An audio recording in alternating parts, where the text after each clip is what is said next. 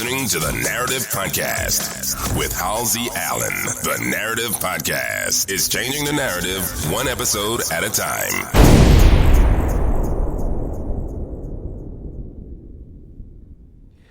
Hello. Welcome all my narrators. You're now listening to another episode of the Narrative Podcast, and I am your host, Halsey Allen. The Narrative Podcast is the original people home of original people peace, original people reciprocity, and original people positivity. Welcome all my narrators. So normally I would say you're now listening to a live edition of the Narrative Podcast, but I've just been informed by my podcast provider they will no longer, effectively as of December 31st, and we know we're well into January, be providing the live function on any of their platforms. So yeah, now my live button is still enabled, like I still see it on my dashboard, but they're basically saying it's not going to broadcast live. Now, you guys joined me last Thursday on my listening audience, and it was live, but I didn't want to test it out tonight after getting that email. So I'm going to take them at their word that, the live function is no longer available on their platform, and I will be shopping for another platform that has a live feed enabled. Because, during the weekdays, when I have time available, I like to go live and tap in with my audience. But for some odd reason, they decided, that, providing the live function was too big of a hassle. But to no avail, because this platform, live or not, is still broadcast up to YouTube and X. So if you follow me on YouTube and X, you will still get these. But that's really the only thing different today. So yeah, welcome all my narrators. We are now Thursday. Yesterday was hump day. We're over the hump. This year just got here and it's already whizzing by, so I pray everybody's still sticking to, whatever resolutions you made for yourself, whatever areas that you want to improve. You're still in MASH mode for that. Still implementing, strategizing, executing, planning, plotting, organizing, but main thing, being active. That's what I encourage here on my platform. So all my narrators, my regular listening audience, they already know the demonstration about the Narrative Podcast. They already know the type of content that I'm going to cover in, my format. But for those that don't, I'm going to give a brief synopsis before diving into the content this evening of my platform and my format. All the nuances that come with it. So yeah, I will be going over the format before diving into the content. So let's start at the top. Tippy, the name, the Narrative Podcast. What does that imply? Well, I named my podcast the Narrative Podcast because I don't like the false narrative that the media weaves about original people and original culture. Specifically, our people. When I say original, I mean my people, black people. But on this platform, I refer to our people as original people. And I get to that, why I do that a little bit later on in the synopsis. But yeah, I don't like the way we're portrayed negatively in the media. They play up all the negative stereotypes and negative nuances and stigmas about our people and within our culture. So I wanted to design a platform where I'm basically uplifting and edifying my people by providing positive frames of reference about our people and our culture. Just like highlighting all our successes and all our attributes, and, focusing the lens through a positive light when it comes to our people and our culture, as opposed to how the media does us, which is all negative. As a matter of fact, that was a perfect segue for my tagline, the Narrator podcast, changing the narrative one episode at a time by destroying negative stereotypes about original people and original culture.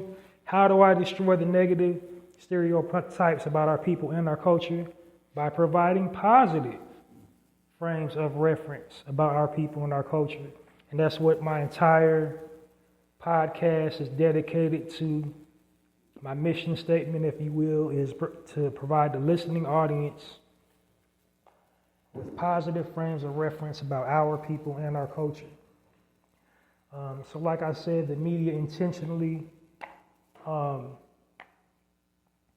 portrays us in a negative light. They primarily do that for money, but then they also do that because they got a wicked agenda. They're controlled by the powers that be, elitist type people, wealthy elitists, higher echelon type people, AKA wealthy white people. And so when they do that, it's like a power thing. They want to solidify their status in the world by projecting the image of themselves to be, pristine and well-cultured and sophisticated. And they do that by making everybody else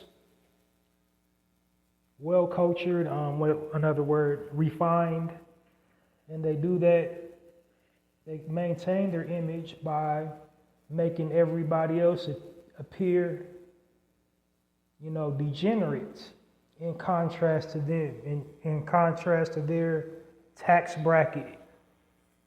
They do it to everybody, all classes, all walks of life, but they especially do it to our people. Why they like picking on our people the most is because they fear our people the most. They're aware of how,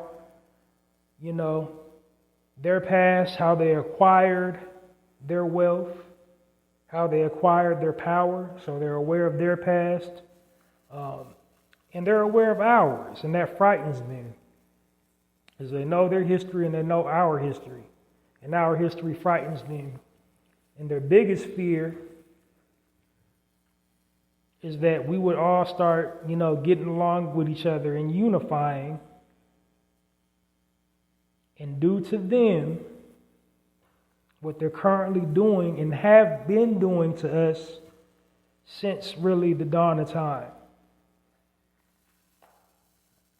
But it's an ill-gotten fear because our people, we don't have a history of, rape, pillaging, and plundering, and stealing, claiming things that's ours, that's not ours. Lying, talking about they invented stuff they did not invent, discovering things that they did not discover.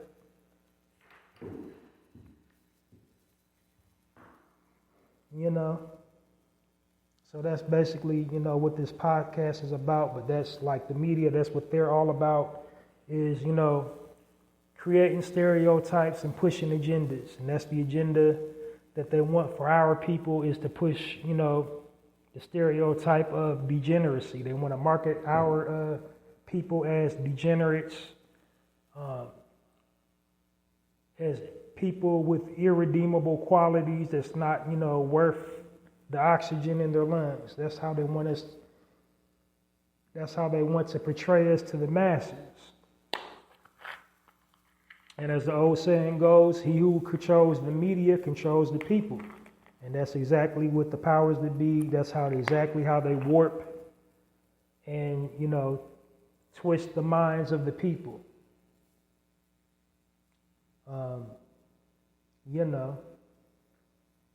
So like I said, that's why my mission statement is to provide positive frames of reference and encourage everybody who listens to my platform to do the same, to provide positive frames of reference, on whatever platform that they occupy for that reason.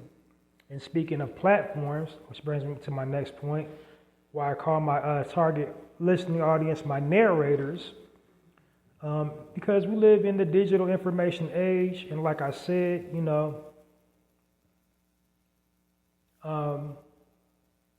although the media is ran by these horrible, wicked people that have a diabolical agenda, at the core of it, it's a business.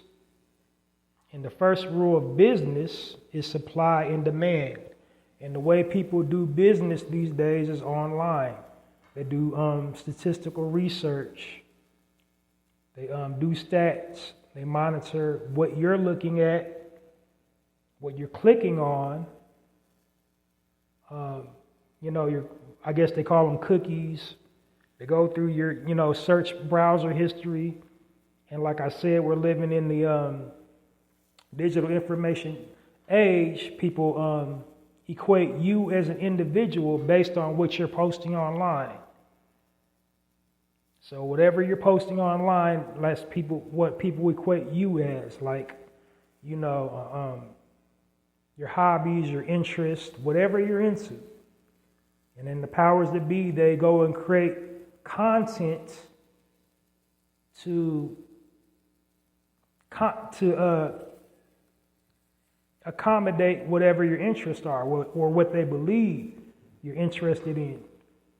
So I kind of veered a little bit off-putting, but I'm bringing it back into focus, and this is why I call my target audience, my target listening audience, my narrators, because like I said, we're living in the digital information age.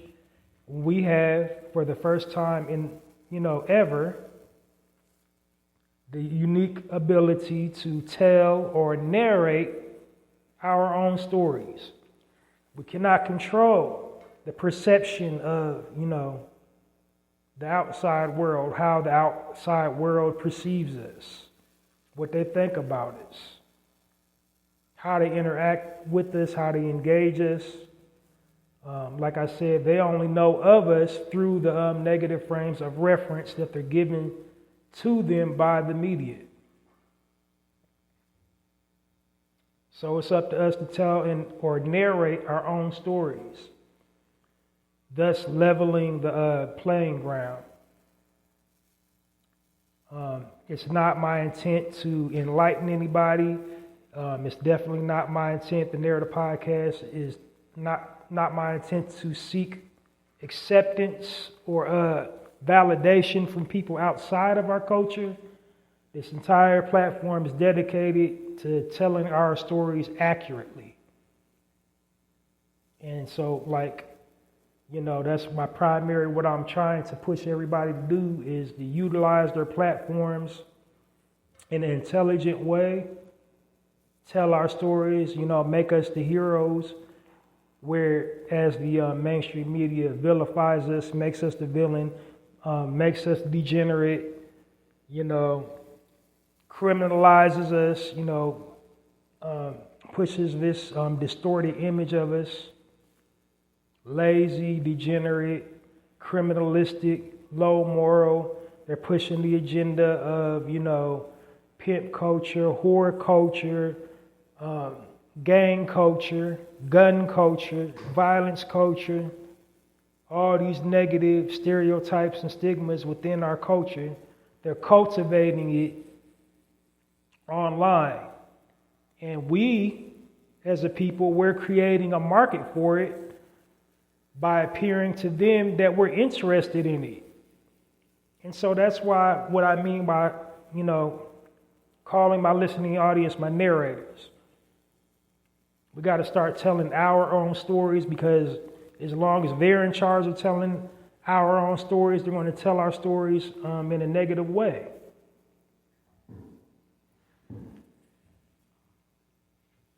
Next thing about the Narrator Podcast, I've said it kind of repeatedly. I refer to our people as original people on my platform. Couple reasons. First reason is because it's historically accurate. A historically accurate description of who we are. Meaning we started civilization, we was here thousands of years before every single, race, culture, ethnicity, ethnic background, everybody who was here first before everybody. Not only that, we inhabited every single corner of the globe before everybody else, parts of Europe, parts of Asia, parts of, down under, Australia, even North and South Pole. Got there, we did something called depigmentation to adapt to the cold weather.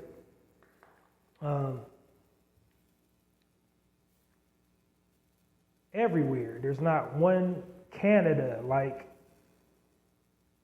UK, like any place on earth you can think of, we was there first. And contrary to all unpopular belief, we didn't get to all them places via slave boats. It was already indigenously located there, especially here in the Americas, especially in Mesoamerica. Any Spanish-speaking country was already there. Any Spanish-speaking nation was already there.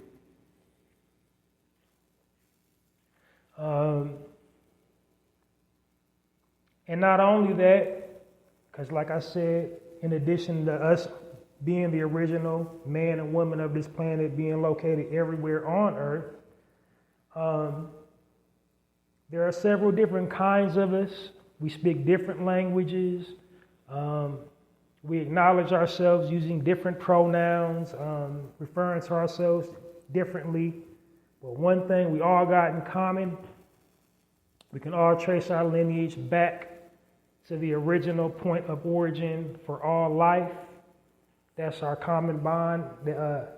That's our common, thread that binds us together, is that no matter what we refer to ourselves as, no matter what we call ourselves as, no matter what landmass we pledge allegiance to, no matter if we say I'm Jamaican, I'm Haitian, I'm this, I'm that, at the end of the day, we're all original people.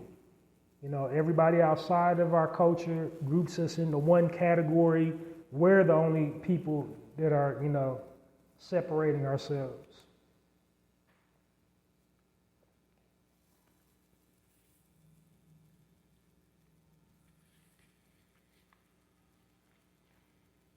But anyway, so yeah, that's my other reason. Is basically like it's a all-inclusive term that unifies us as a people.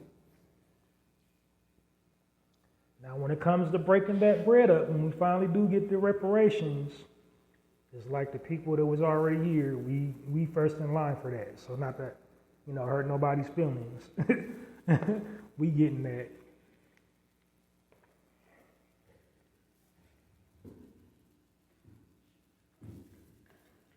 But anyway, that's why I refer to our people as original people as often as possible on here.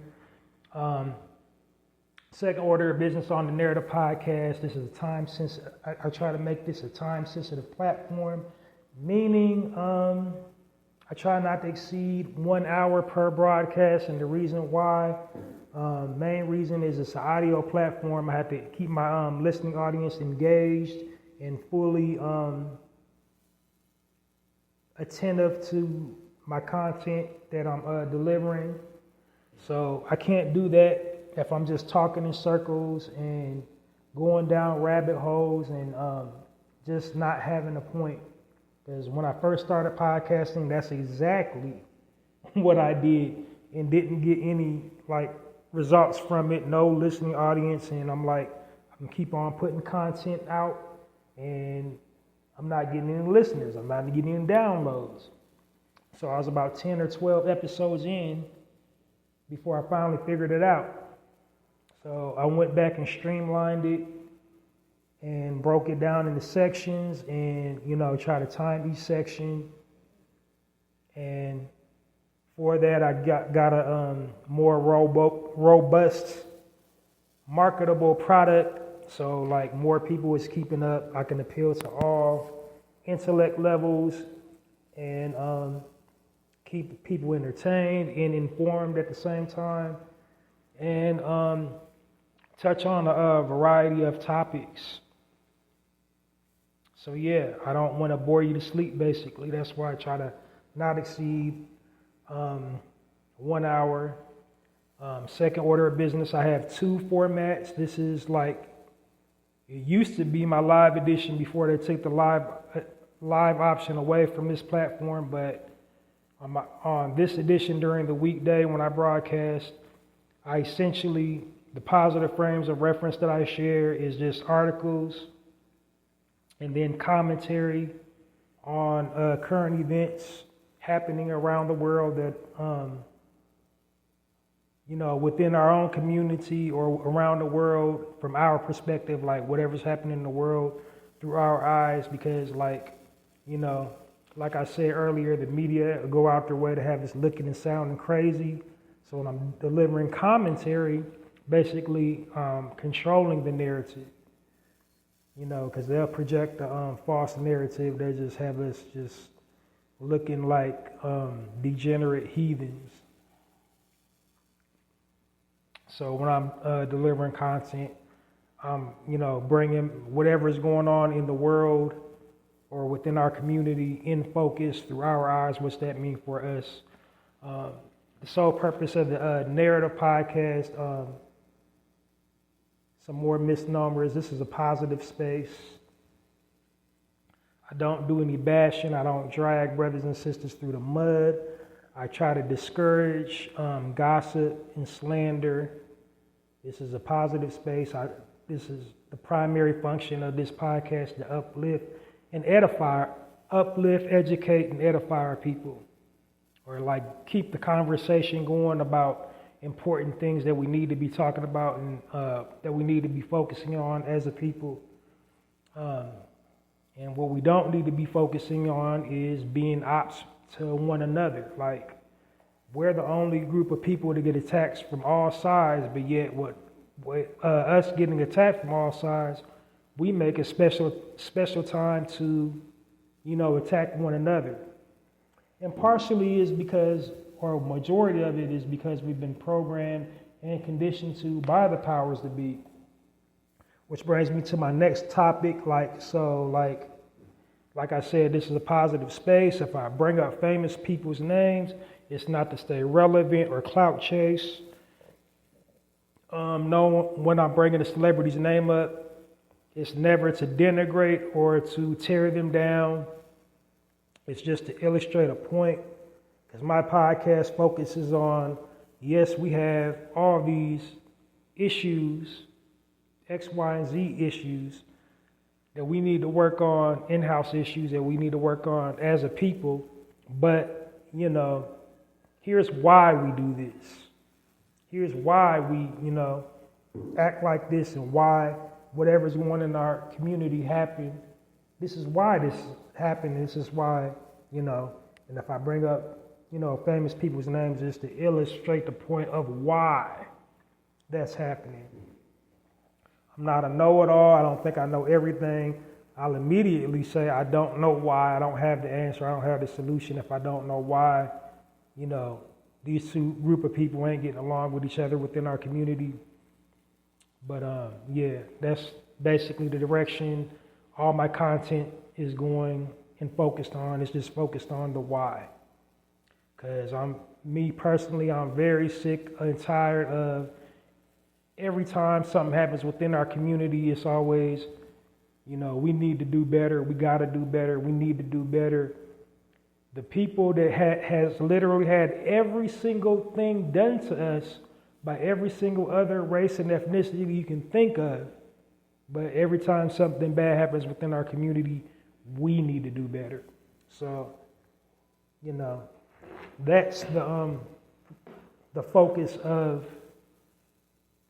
my podcast is, yes, we need to take accountability when we should, but we shouldn't just always be volunteering to take accountability for things that we're programmed and conditioned to do by the powers that be.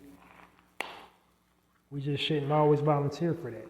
That's a big reason why we have all these negative stereotypes and stigmas in our community, because we're always volunteering that, oh, we need to do better, we need to do better. Like, yeah. But other than that, it's a positive space. I promote positivity. And like I said, I got 2 different formats. My weekend format differs from this. I got more sections than this format during the weekday. Some more added sections I have on weekends is just like the health and wellness section. I got a highlight section where I'm highlighting people that own and operate their own businesses, and the purpose of me doing that is provide the listening audience with a positive frame of reference about entrepreneurship. Also got a contest section and a promotion section, which I'm running a contest exclusively for my platform, and then also I'm giving people the opportunity to reach out to me to promote whatever they got going on, so that, and then a wise word for the day, and that's why I close my full broadcast out on a wise word for the day. But before that, I think I got another, final word section in my weekday section. But today I'm kind of going to be switching it up. I've also, in recognition of Black History Month, I got a Black History fact today I will be dropping on you guys a little later on in the segment. But yeah, I think I've given you all the basics of the Narrative podcast, all my nuances, my format, everything to look forward to. So without any further ado, I'm going to be diving into the content today here on Thursday evening. Wherever you are at in the world, maybe it's afternoon, I don't know where you're at in the world, but the weekday format for the Narrative podcast begins now. All right, so up first is my first section of the Narrative podcast. Like I said, during the weekday, my podcast in general is about sharing positive frames of reference about our people and our culture. And the positive frames of reference that I share during the weekday is positive news articles. And I feel the purpose of me doing that is, like I said, the media is always coming at us 24 hours a day, just negative, negative, negative. So I want to counteract that effect with positive, good news, just showcasing and highlighting excellence within our community, stories about, academic excellence, financial excellence, being leaders, people exhibiting and displaying good family structure, being pillars in the community, things of that nature. That's why I share the articles. And then after the articles, I'm going to dive into some current stuff happening, some trending stuff, commentary from our perspective. And then I'm going to close out with some Black history facts and plug everything I got going on. So now that you know the format, let's get to it. Here we go. First article of the evening here on my weekday broadcast of the Narrative podcast. First article, the headline reads, Black siblings, financial advisors launch program to help families build legacies that last. And the brother and sister duo is a sister by the name of Marcelle Malone and her Marcelle Malone Williams, because she's married and her male sibling brother, Mark Malone. And that's Llon. So basically, the name of their company is called the Family Legacy Experience. And what that is, it's a company that provides first-time millionaires resources they need to sustain and generate generational wealth. So like if you just came into, 6 figures or 5 figures even, on a consistent basis, like 5 figures on a consistent basis, this is the program for you.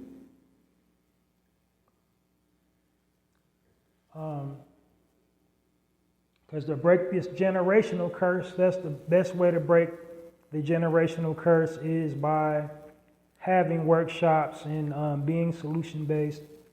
Because everybody likes to tell you, start a business, invest in that, but nobody never really breaks it really down. So what happens a lot, when a lot of us do acquire large,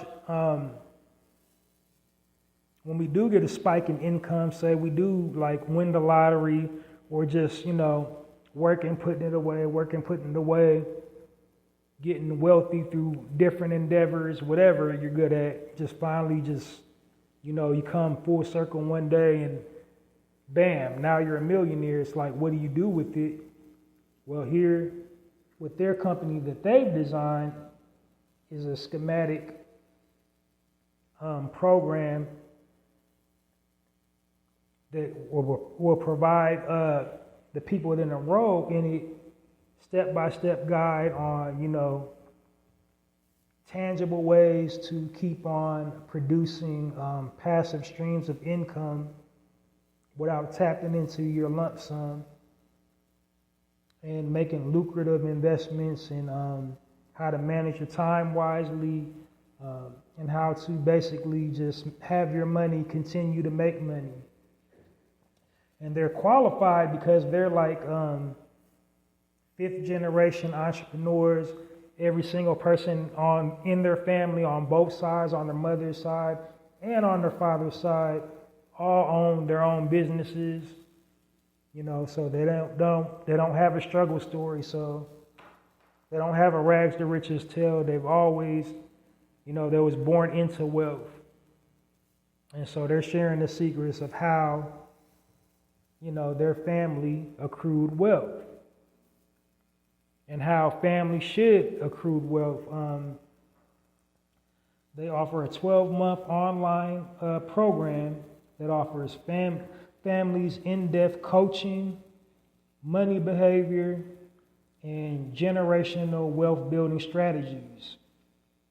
They also offer estate planning. So, like I said, basically, it's a millionaires club, teaching them how to flip the bag and get it and maintain it, and how to operate multiple businesses and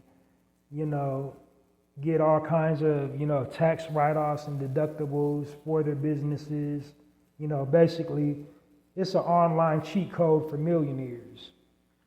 That's basically what their business is. So if you are currently a millionaire or came into a large quantity of money recently, you might want to check this out to get more information, or maybe pass it information along to somebody who is, within your circumference, but you notice they're always looking for ways, because everybody's like, start a business. Nobody never tells you how to start a business when you do get a large amount of money. But this program will do it. So if you want to research the program, if you can use it or you know somebody that can use it, and that's another problem we have in our community. Just because we can't personally use something, we can't benefit from it personally, we won't pass along the knowledge to a brother or sister that may be able to do something with that knowledge. We want to, try to hoard it for ourselves and just have this me and mine mentality. As long as me and mine straight, I don't care about nobody else. That's another thing that's crippling us as a people. But if you want to know more about the program, go to familylegacy.com, or if you have any specific questions regarding the program, info@legacyexperience.com, or call one of their experienced consultants at 301-249-2684. Operator is standing by now. How was that? Was that professional? But yeah, go check them out. It's called the Family Legacy Experience. A sibling duo, brother and sister duo, with they got 5 generations of wealth experience. They've never, they don't know the struggle. So they was born into money. They've never not had money. So yeah, definitely consult an expert. Let's give a Warm Narrative podcast a round of applause for the Malton duo, sibling duo, Marcel and her brother Mark at Family Legacy Experience.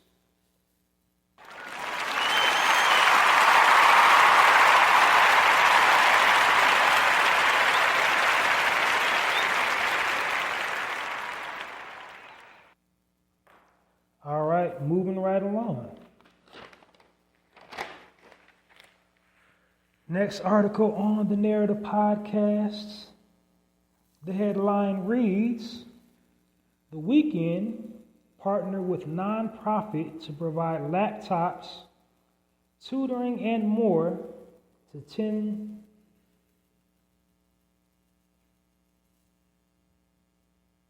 or two. Excuse me, can't read my own handwriting sometimes.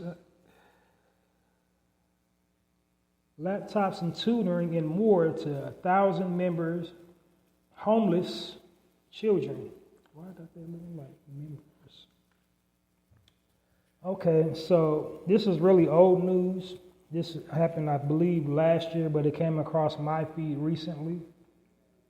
So recording artist The Weeknd teamed up with an organization called School on Wheels to support homeless children. And basically what that organization does is provide children with things like book supplies or school supplies, books, pencils, notebooks, etc. They also provide assistance entering schools, and of course, like the laptops and all that, laptops and tablets.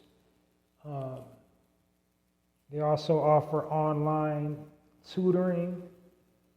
This organization has been around for 30 plus years.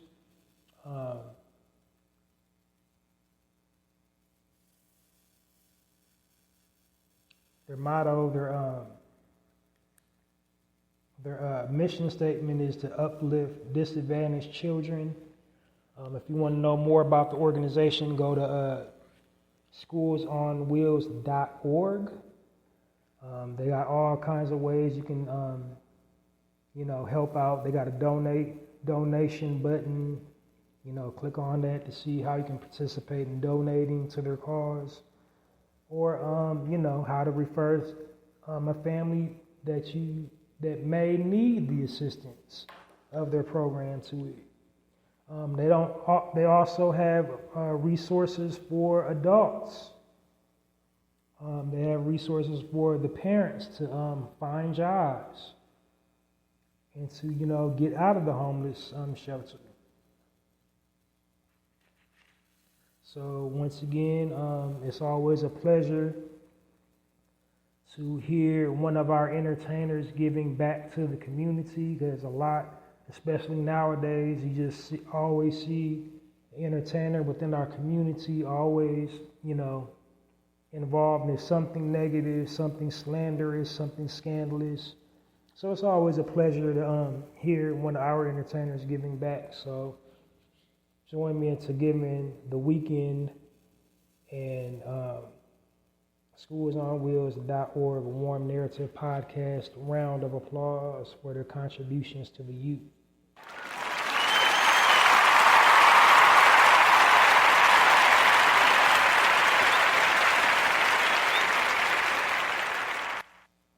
All right, keeping it flowing, keeping it moving.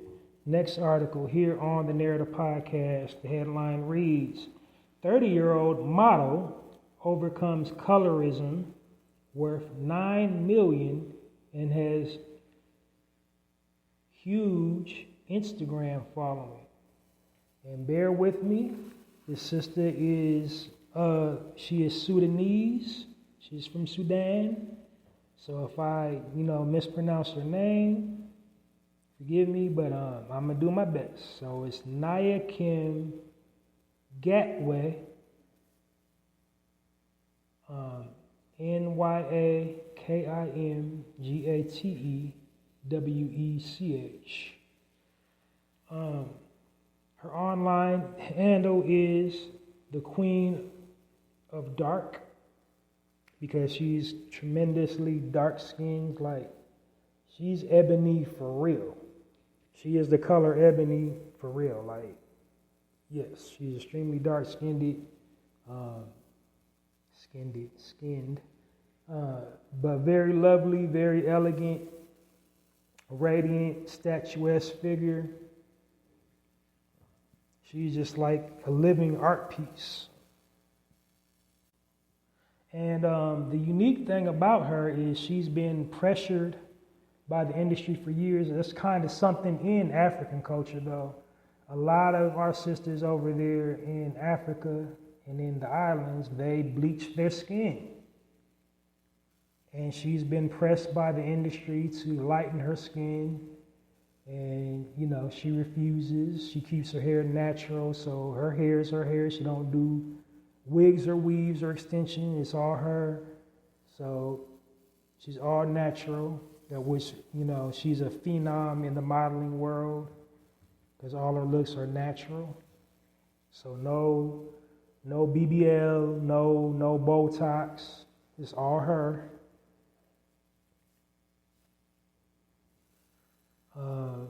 No tummy tuck. So she was born in the South Sudan, but she's a native New Yorker in the Buffalo area, New York. So she went to, of course, New York by way of Sudan. But that's her background. That's all the article really says. She got 950,000 Instagram followers. She acquires all of her money through endorsements, and she's a brand ambassador. So that's how she, accumulates her wealth. So let's clap it up for that sister. I'm gonna just say the Queen of Dark because I cannot pronounce her name. So if you know, look her up, the Queen of Dark. She's huge on the internet, so her name should pop right up.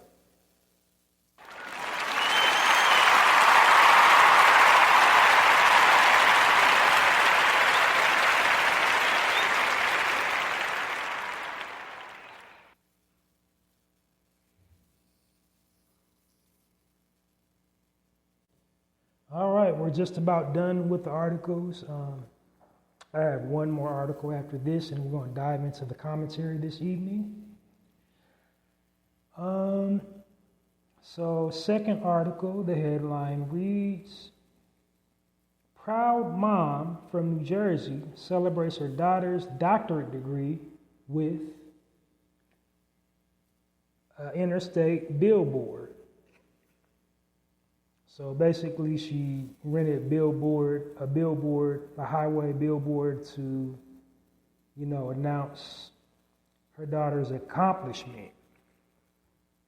So that's kind of cool. That's like just basic, like when the high school kids, when they graduate, they drape the little, the towel or the bed sheet over the off ramp. But she got a whole billboard, like a highway billboard, to announce her daughter's graduation. Her daughter's name is Christine, by the way, with a K.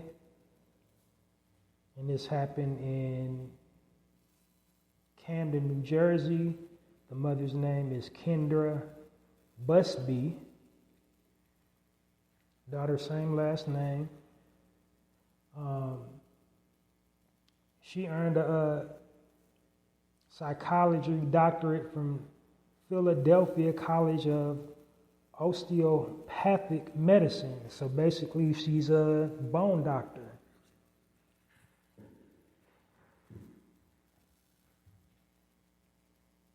So, she did what any proud parent would do of their child. I thought that was noteworthy because, when we accomplish, we got to let the world know our accomplishments. And that's a really good way to let the world know your accomplishments. Advertise it. So join me in giving a warm narrative podcast round of applause to the Busbys in Camden, New Jersey, Kendra and Christine.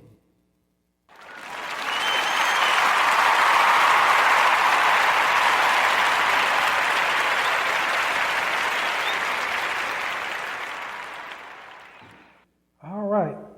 Last article of the evening here on the Narrator Podcast. The headline reads, Childhood friends open a restaurant that only hires ex-convicts, giving them a second chance.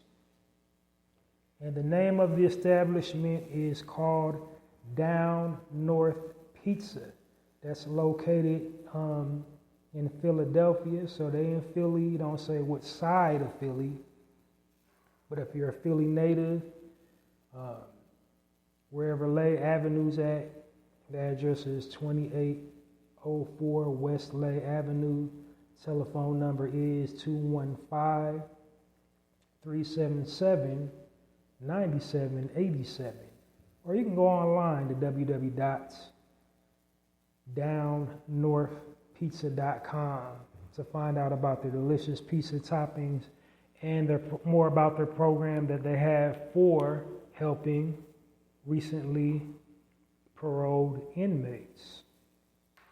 So the people that started this restaurant is a brother by the name of,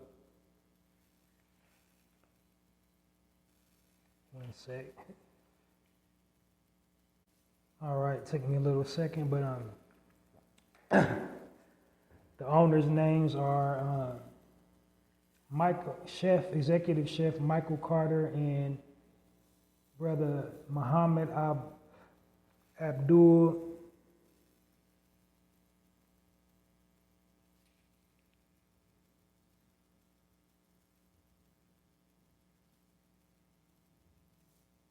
Hadi. Muhammad Abdul Hadi. So they basically just came together, like minds, attracted. They did not like the idea of the mass incarceration, what it was doing to, the community, because a lot of, their friends and loved ones, family members was getting out of jail and going right back because, they come up with this system and they don't provide any real rehabilitation, because when you go to jail, now you got this X on your back that you're ex-con, nobody wants to hire you, and a lot of them go right on back.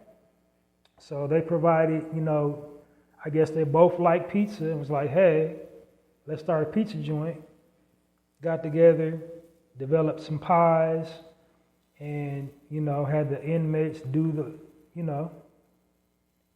the labor, because making pizza is real labor intense, and So, if you've ever been incarcerated or know somebody that's incarcerated, the kitchen detail, that's real. That should be like, second nature for somebody that's been incarcerated.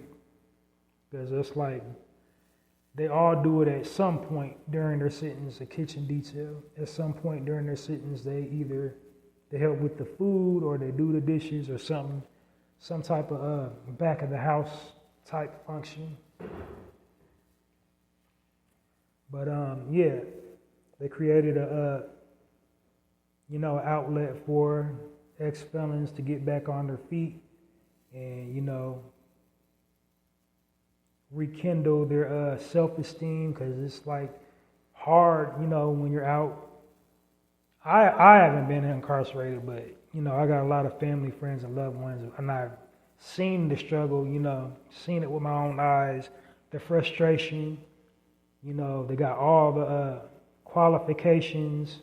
They exceed the qualifications, but, a lot of these places like, no, you got the record, and some places give you a shot and some places don't. But they went on and provided the opportunity to, give ex-parolees a new lease on life by providing them the opportunity to, get their life straight. So join me into giving a warm narrative podcast round of applause to Chef Michael Carter and Brother Muhammad Abdul Hadid and Down North Pizza in Philly.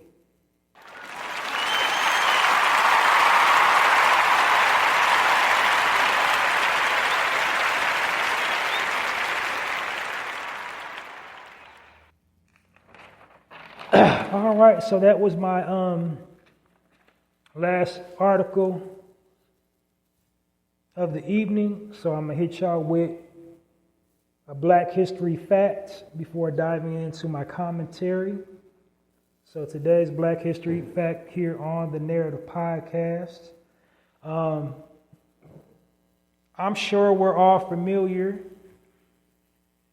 with many figures within our community that have contributed to, the civil rights movement and, getting us to the point we're here today.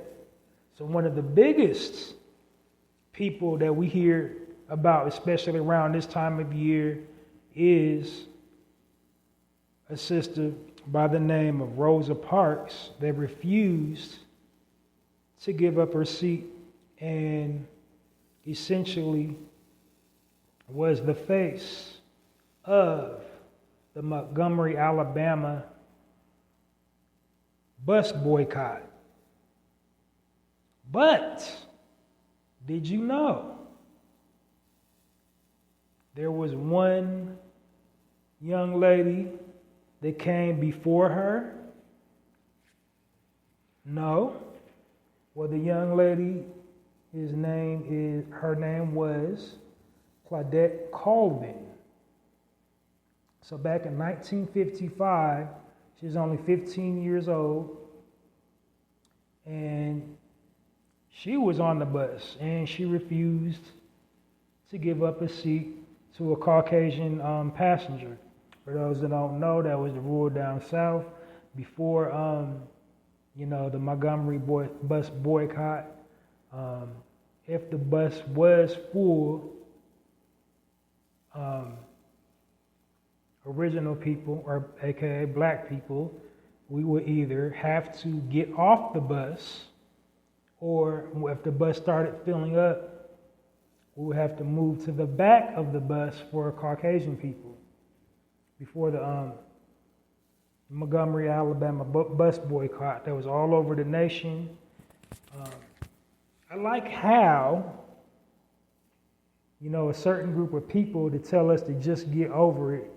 When they say slavery, they try to make it seem like it was ancient history and it was not that long ago.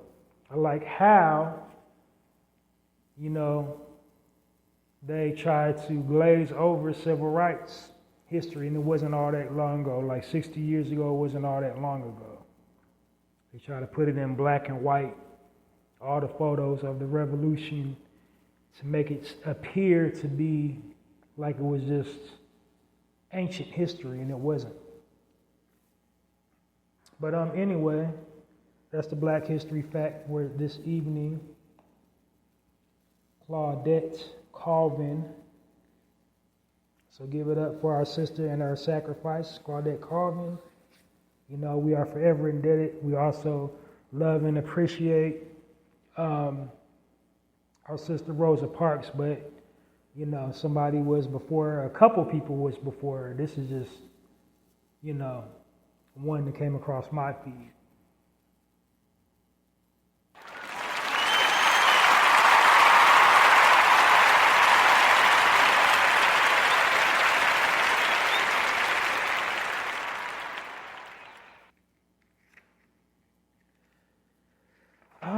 So here we are at the end, my people, of the Narrative Podcast, my speaking point of the day, talking about some current issues. So first up, Trump news.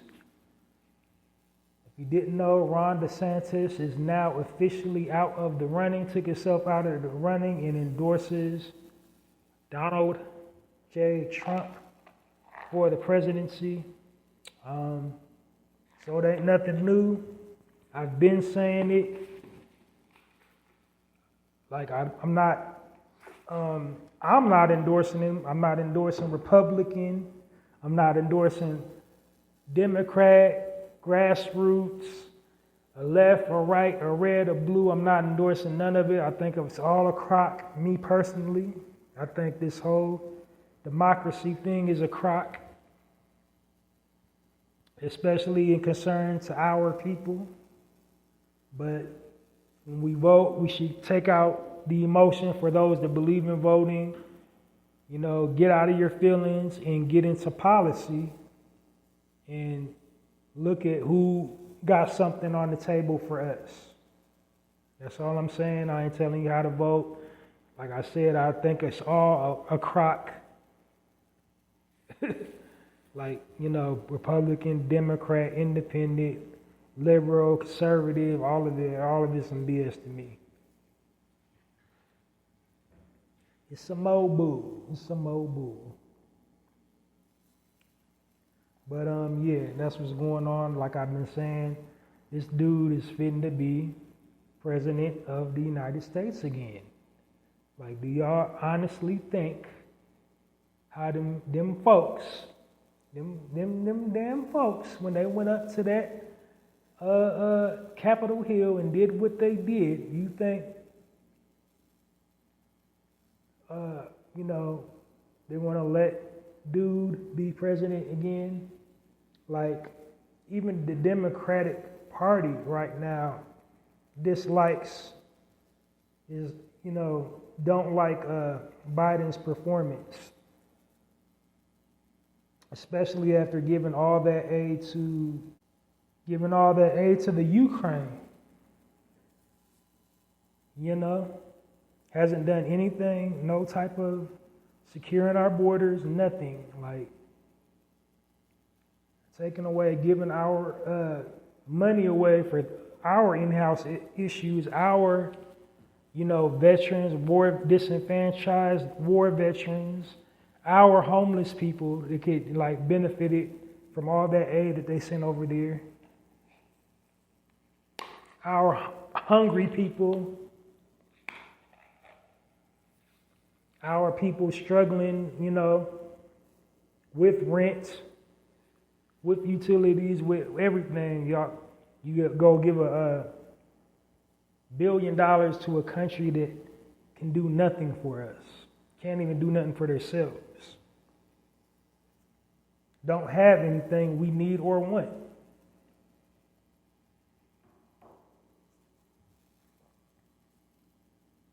But to each their own. Like I said, I just pointed that out for the irony. So, you know, you might as well get ready for the bull crap, because the bull crap's coming when that guy gets into office. A lot of it, I think they make him a scapegoat for a lot of it.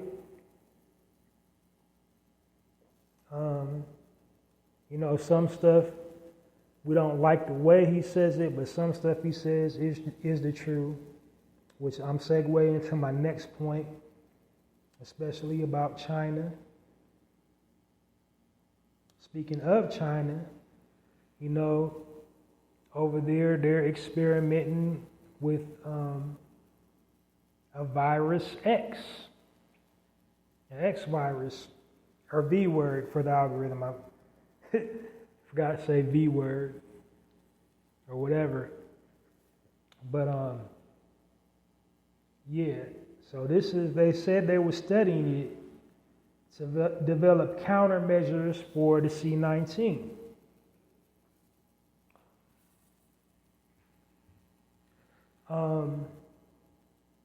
But this new strand is 8 million times more potent than the C-19. All the current strands out of it. That strand causes, neurological problems. This like have your brain shut down. So the old problem was it used to get up in your respiratory system, cave your chest in, give you a heart attack, and then spread it to other people. Now this strand gets up into your brain. How do you cure something that gets into your brain? How? So like I've been saying, y'all better be sitting up there planning for an exit strategy, because all the signs are there. Food's going up. Wealthy people are building bunkers.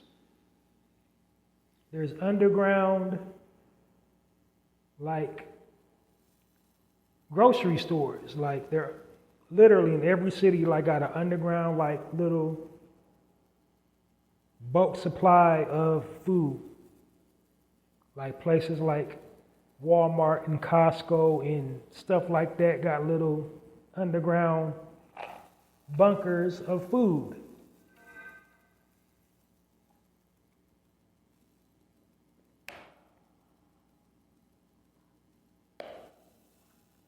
So I'm just saying, like, get you an exit strategy or an enter strategy. Start getting, like, stockpiling your food, your water, your TP, alternative energy sources, because it's about to be some BS. We ain't seen nothing yet. We're just in the eye of the storm right now.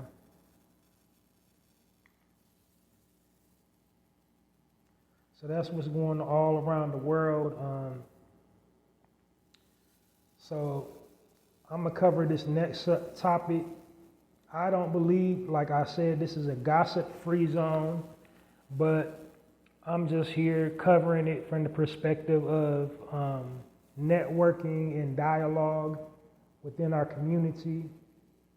The correct networking and the correct dialogue can build unity. If it's used incorrectly, it can definitely destroy our community. And unfortunately, we got something going on within the community that's supposed to, entertain us and make us forget, take a little break from the hard times and the harsh realities that us as original people, have to face on a daily basis in the world of comedy. So as you know, from Catapalooza on Shay Shay, on the Club Shay Shay, it's still going viral.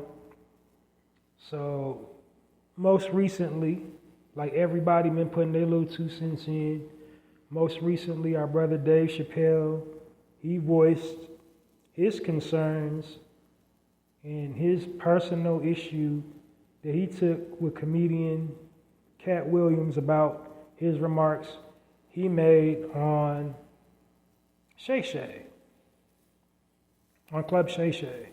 Excuse me, I want to put some respect on the brother's name. I don't want to act like I'm making light of his show. But, because he put in a lot of work to get that. Because nobody thought he was about to bounce back when he left Undisputed, but yet he bounced back. And that was the rebound to end all rebounds. Sweetest gig in the world, somebody coming on your show and interviewing themselves. He didn't get a word in edgewise.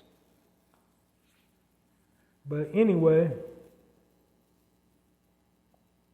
yeah, so apparently Dave Chappelle, in the middle of his set, had voiced some words that he had for Cat Williams, and basically he was like, yo, yeah, that all to say about all these,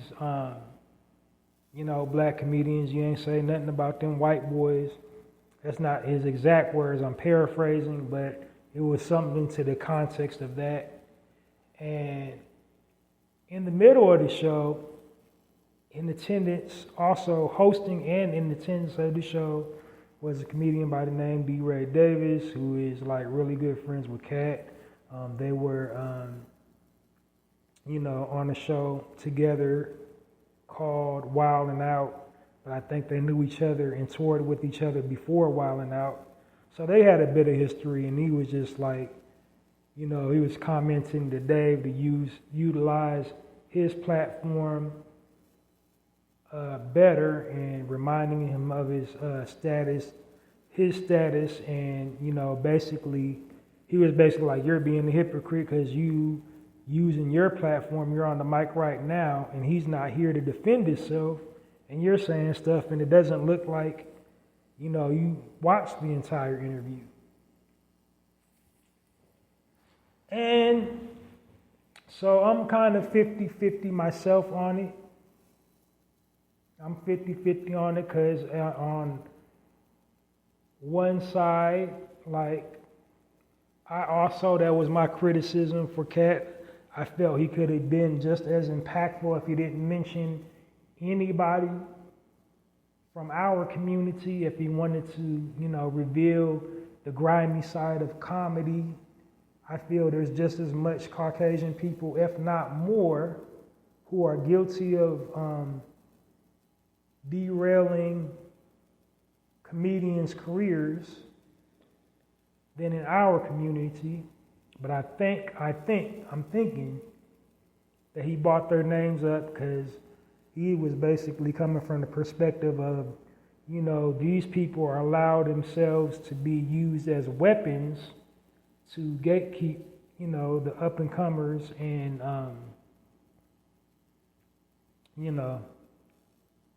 So it was a no for me with the Illuminati thing. When he was saying the Illuminati, I don't believe that. I do, however, believe there is a casting couch culture within Hollywood. I do believe there is a pedophile ring in Hollywood. I do believe there is like some strange, weird, perverse sex parties going on.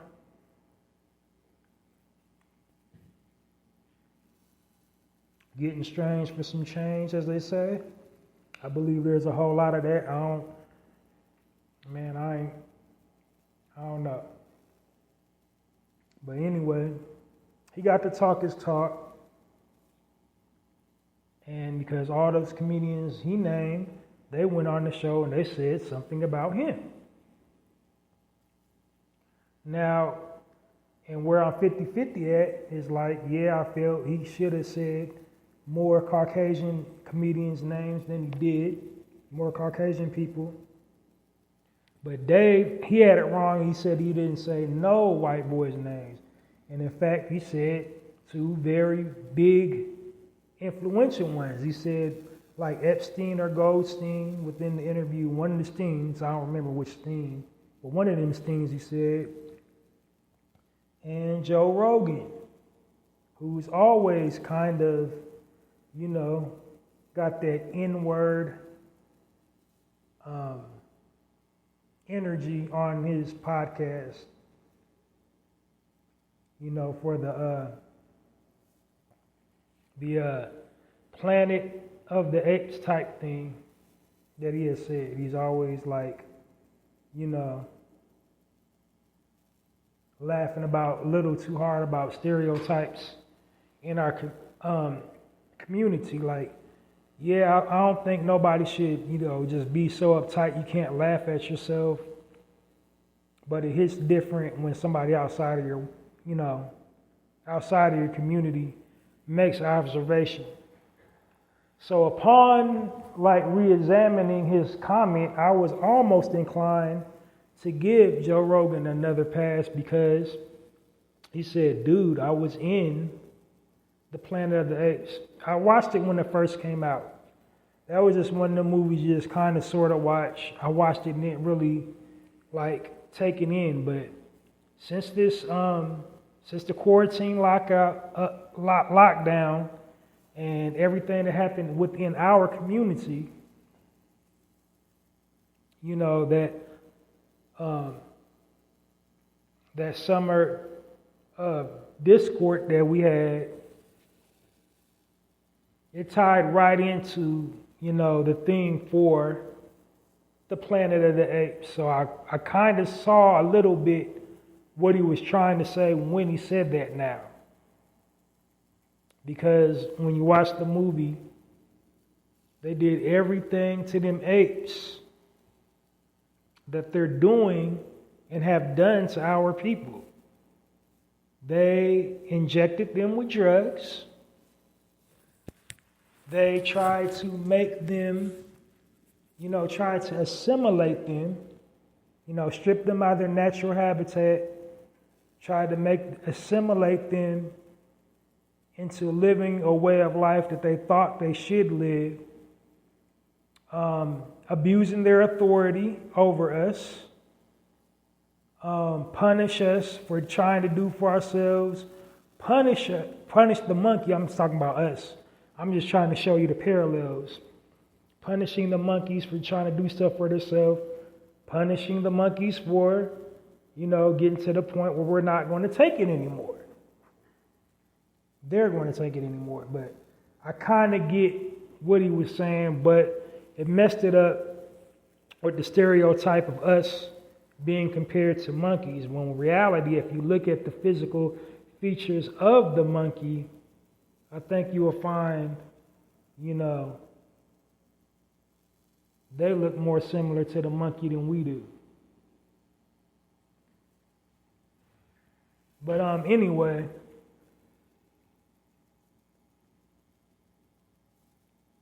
but no, we don't give them a pass because, we got to stay on code. And that's what we don't do in our community. We do not stay on code. We don't set a code. We don't stand on code. And that's what's wrong. Now, I don't know what be going on in them comedy streets, but I do know comedians. I feel comedians are more gangster than these rappers, because the comedians, they're actually, living the life that they joke about, that they on stage joking about. They really have, done all these things that they say on the microphone. They're really sharing their pain. They're really broke like that. They're really hustling, selling the drugs, doing the drugs. They're they're putting their whole life out there. They really, been incarcerated. They really get down. Comedians is really getting down out here in these streets. They really fist fight. They really carry firearms, and they really bust their firearms. These rappers, most of these rappers is just a persona. These comedians, they're the real deal. If a comedian said it, they probably did it. They playing it off like it's a joke, but it ain't really no joke.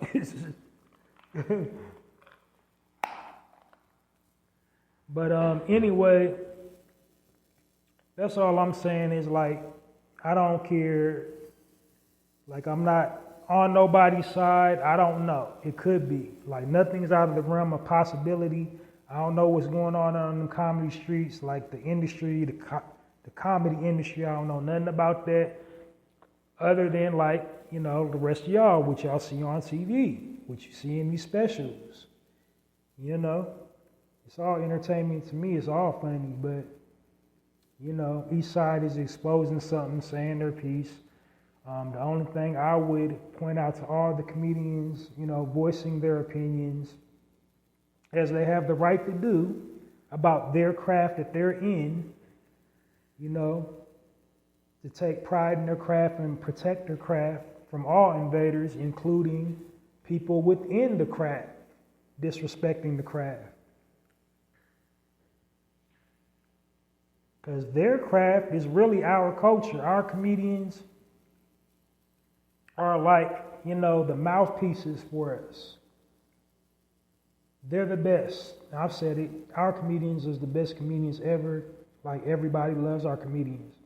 We love it, but, you know, through their art form, they speak truth to power for the condition that we're living in right now and everything we've gone through all throughout history. You know, some of them are more eloquent than others, but essentially, like, they all coming with that same energy. And the energy is kind of getting misused right now. Because it's like the focus is on them going against each other instead of them going against the system. Now, an entertainer don't have to. They're not obligated to speak on social issues at all. Like an entertainer, all they're obligated to do is come with the funny, get the money, and dip. Set a little boom, boom, and get on up out of here. That's all they're obligated to do. But with our entertainers, with our comedians, this is art. You know, they're putting all their vulnerabilities out there. They're telling their story.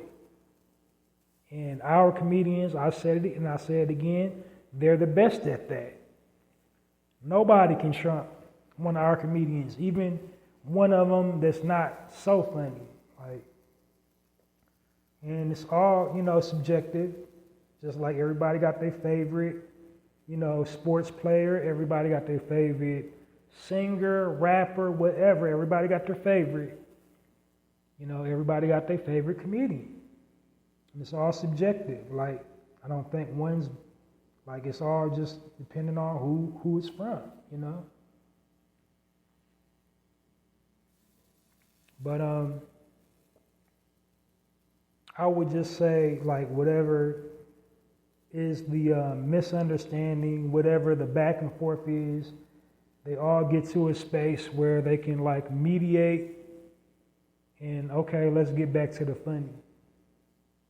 Because, like, we don't all have to be kumbaya and, like, mess with each other, but we definitely all got to be in it. Because we got to get on our all for one. We got to get on our all for one pivot on them comedy streets, because you guys are an extension of our community, representatives, ambassadors, whatever you want to say, through your art form. You know, your pain is our pain that you're telling on that stage.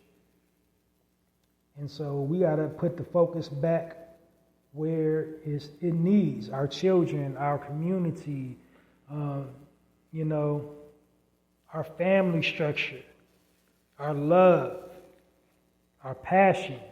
We got to get back to that, because all this back and forth and finger pointing, it ain't it. I would just say mess with who you mess with, and I would like to see all the comedians be more solution-based, providing the opportunities where no opportunities existed, and quit expelling, you know, energy, exposing people, like utilizing your platform to you know, to call out people instead of using your platform to, you know, bring people up and, you know, build bridges within our community. If you don't mess with somebody cool, like, that's a whole different conversation. If you're minding your own business and they went on your Instagram or your Facebook and said something, but if you said something on a show and then somebody else went on the same show that you said something on, well, then that's fair game. You can't cry foul. But all this back and forth, that got to stop, because like I said, all hell's about to break loose. We need all hands on deck. We need everybody utilizing their, platforms and resources for the greater good right now. Because I think all sides, all parties involved, done proved whatever little point that they're trying to prove. They done said their piece. Everybody done said their piece. So now that everybody said their piece, let's have some peace. Because like at the end of the day, like I said, it's all subjective. I don't know anything about the world of comedy, like what they have to endure, what they got to go through, who makes it more difficult for them. I don't know. Whoever got the point, they got the point. But like from the outside looking in, I would say everybody has proved their point right about now. So why don't we get to the space where we can mediate? Somebody be the bridge. Y'all do a little Zoom call on whoever you got an issue on with or about, and, civilly agree to disagree. Like a few months ago, before all this, an old beef got rehashed with two comedians, T.K. Kirkland and Scruncho. And they went on somebody's podcast. I think it was Yuck Mouse podcast, and his co-host and Faison Love, and they was mediating it, letting Scruncho say his piece and letting T.K. Kirkland say his piece. And at the end, they just mutually just civilly agreed to disagree. So we need to get that, like civilly agree to disagree and just go on about y'all's business. If y'all don't mess with each other, y'all don't mess with each other. But stop trashing each other on stage. Stop trashing each other in these interviews. The biggest payback is success. The biggest payback is success. So if somebody did do you foul and messed up an opportunity for you, like, ball out on them.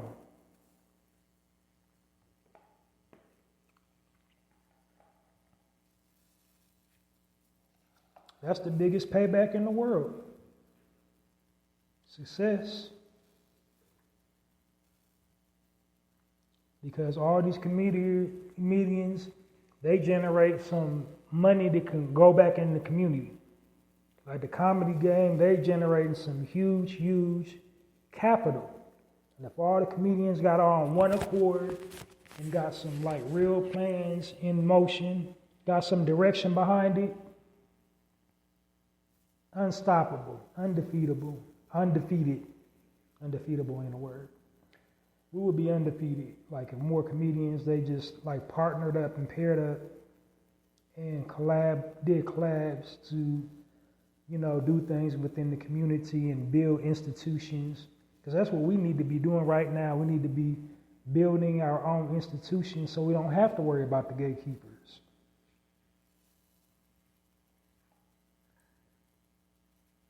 And I know it's easier said than done. It's an arduous task to weed out the gatekeepers within our community, but you ain't got to call them out to weed them out. You did. Just build around them. But eventually, when we get this liberation thing up and going, we are going to have to, ostracize the traitors.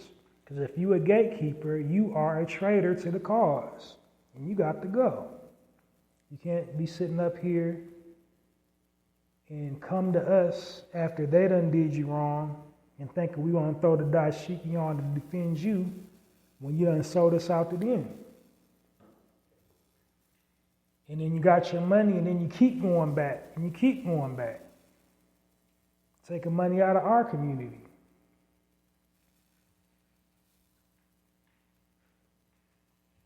And then they do you dirty and then you keep going back to them. You keep going back to them. Keep going back to them. Like, we gotta cut the grass. When we get there, we're not at the stage where we can cut the grass right now, but when we build that thing up, when we got a all black neighborhood, universal, all throughout America, then we got to get rid of the traders, or it's never going to, the house is never going to stay standing. It's going to always collapse because the traders will sabotage everything we tried to build. And any gatekeeper is a trader.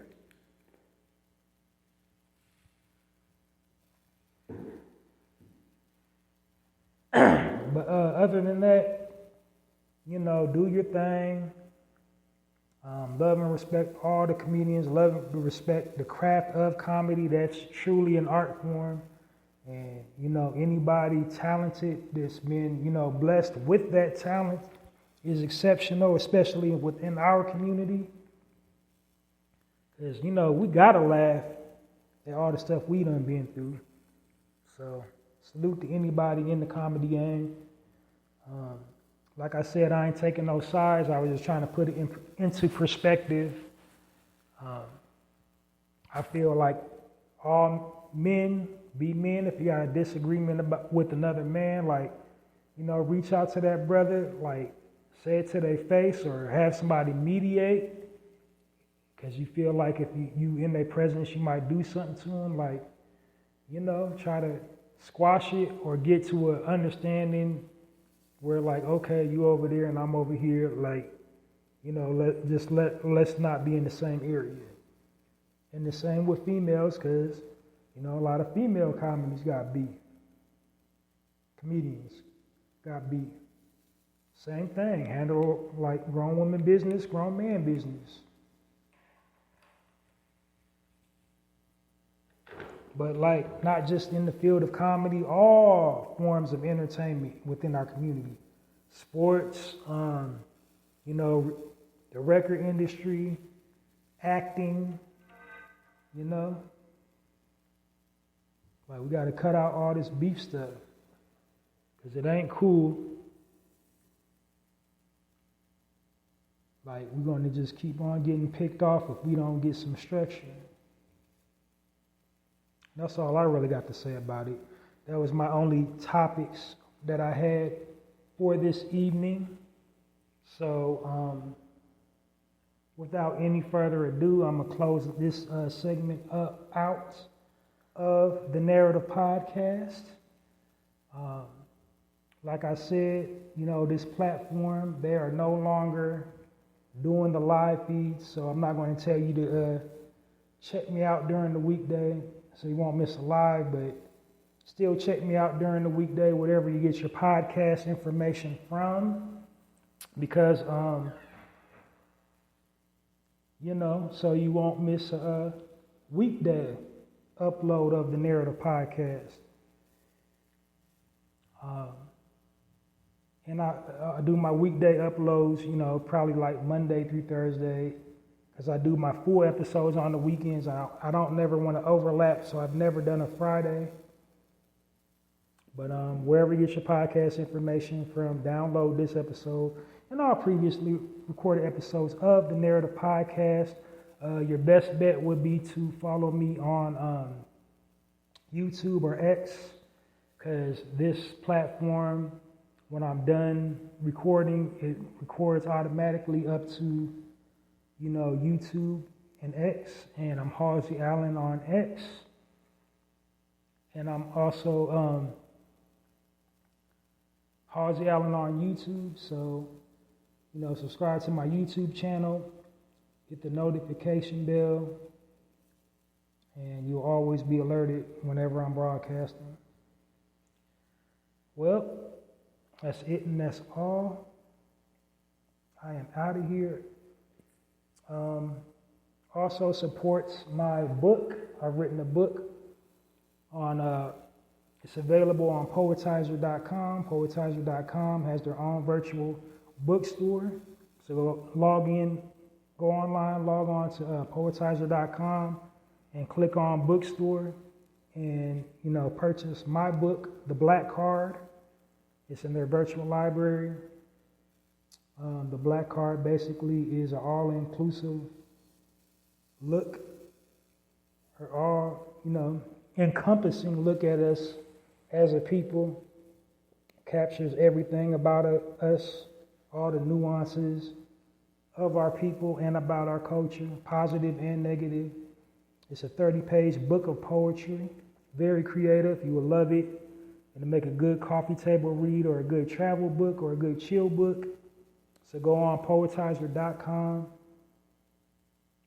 and purchase the black card. The black card basically is a survival card. So purchase your black card today, copy of the black card today, or get your black card revoked. I also write poetry. So like I said, I write poetry. I also got my own personal poetry blog on blogger.com. The address is www.mrhallziesblogs.com. The name of my blog is called Hallzies Poetry Corner. So how you can help support that is, share the link to Hallzies Poetry Corner, www.mrhallziesblogs.com, or a poem featured on Hallzies Poetry Corner on all platforms. So like whatever you're active on, Facebook, Tumblr, Twitter, et cetera, go on and share, work from Hallzies Poetry Corner, poems from Hallzies Poetry Corner, or the link to Hallzies Poetry Corner on all platforms. I think I covered all my book bases. Join me this weekend for a full edition of the Narrator podcast. It's been great. I'm out of here. Peace, family. I'm Halsey Allen. I'm changing the narrative one episode at a time. I'm asking you to take up the challenge by becoming a narrator. And while I'm changing the narrative one episode at a time, you can change the narrative one social media post at a time. Until next time, Halsey Allen and the Narrator podcast. Signing off. And it's like that.